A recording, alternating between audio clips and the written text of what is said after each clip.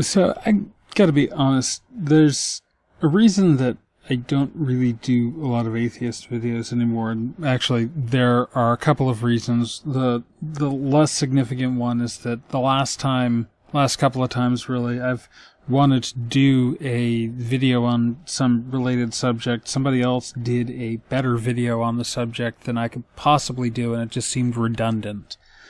The other reason is that the main reason that I tend to talk about religion in the first place is not so much that I care what people believe, but what they do with that belief, how you act in the world. And so when you have people, for example, with the God hates fag signs, this is a problem to me. But the reality is that I honestly don't give a fuck what you believe as long as you're not hurting people or trying to legislate the rights of other people. And that's what brings us to the topic today. Well, that and a couple of videos by the Messianic Manic, and one by Seth Andrews, actually. At the end of one of his videos, TMM said that he found it hard to imagine justifications for homophobia without religion.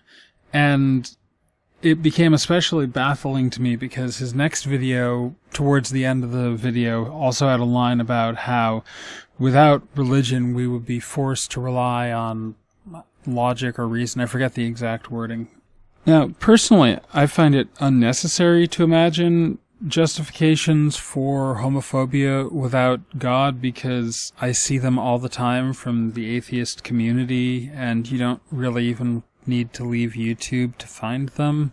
And I'm not going to go into too much detail on this, but there is a reason that the big A on your screen is recolored purple, and it's not just the fact that I like purple. There's this undercurrent in the scare quotes atheist community end scare quotes that seems to indicate that religion equals dumb and atheist equals smart, and that simply by being virtue of an atheist you are a skeptic and a freethinker.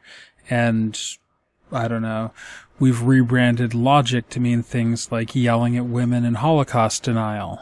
And the fact is that you really can't square this circle. The fact that there is a feminist and anti-feminist divide, and both sides like to throw around the R word as a slur, and I do mean religion, that the feminists are a new religion, or that the anti-feminists are religious-like, that should indicate that there isn't a atheist mindset that suddenly makes you more rational. If you are of the opinion that one of these sides is right and one of these sides is wrong, then automatically a chunk of the atheist community is wrong and behaving quite likely irrationally.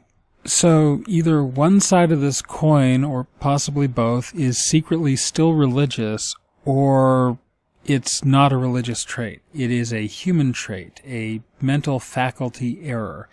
And the thing is that we understand this pretty well. We know about cognitive biases. We know about evolution, something that is supposedly tied to atheism, so we should all be familiar with it, right? We're evolved to do certain things, pattern recognition. We're evolved to win, to be right rather than to be actually correct. We have evolved to protect our tribe and to prioritize that tribe over other tribes, especially when we perceive resources to be scarce, whether or not the resources are actually scarce. To go back to the LGBT issue for a moment, the numbers on support for same-sex marriage were somewhere between 50 and 60% for atheists up until about 2010.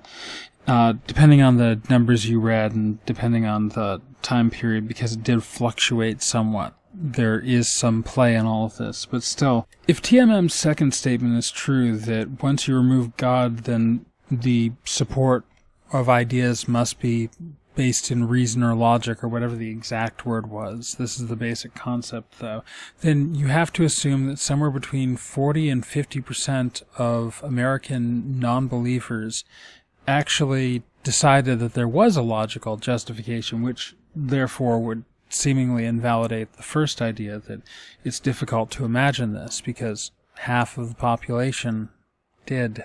And I know already people are formulating the defense that these numbers are higher for LGBT support in general amongst atheists and non-believers than in religious communities, and that's true, but I would expect the number to be a lot higher. Or I would expect this free-thinking, skeptical, logical, rational atheist community to be more open to persuasion and to not have taken so long to have come around to the concept, because the atheist community is coming around to the concept at a faster rate than religious people, but it's still coming around to the concept. And I know what you're probably thinking. If you love religion so much, geez, why don't you marry it? And I would, except ironically, religion has banned that in 48 states. No, but, I mean, seriously, I don't love religion. I'm not, rampantly pro-religion or something like that.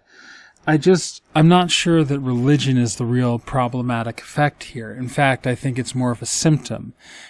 People tend to find that God believes what they believe. God is on our side no matter who we are, which is where all the different sects of Christianity come from, which is why there's all these different religions out there, because God or the spirits or whoever is going to agree with me. In fact, I come from a family of people where a good chunk of them have switched religions because they think the current pope is too liberal. You can do that, apparently. If your holy figure doesn't agree with you, you can just reject him and find another one. Which kind of indicates to me that it's not about infallibility or the Word of God. It's about finding someone to tell you exactly what you want to hear. Which is why I think certain groups of atheists have devolved into echo chambers and circle jerks, and I think that's a problem. And this is not to bash atheism.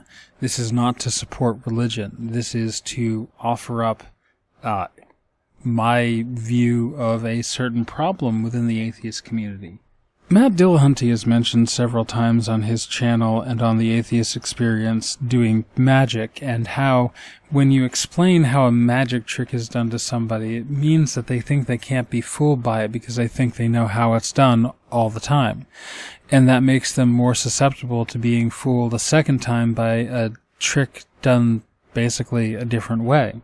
When we start thinking we're reasonable and they're irrational, it's tribalism. When we start thinking that we can't be fooled, it's dangerous because it closes us off to ideas that we don't already pre-support. And that's what tends to happen. We lose the concept that we could be wrong, and we stop thinking about our own ideas. We stop challenging our own ideas, and that leads to inflexibility, rigidity, echo chambers. What I can't say for sure is that there's no causal effect between religion and intolerance and bad ideas. What I can say is that that doesn't make us perfect. It doesn't mean that once you shed religion, you immediately start looking at things logically. The other thing that I can say, my final note here, is that I've been to churches that are LGBT friendly in one way, another, or possibly always. I've actually attended same-sex marriages in Christian churches. And while I could go the rest of my life without hearing the good word of Jesus, I would still rather deal with somebody who was kind and religious than somebody who was cruel and an atheist. And I know a lot of atheists would not agree with me on that, and I think that's actually part of the problem. Thanks for listening. Amaranth out.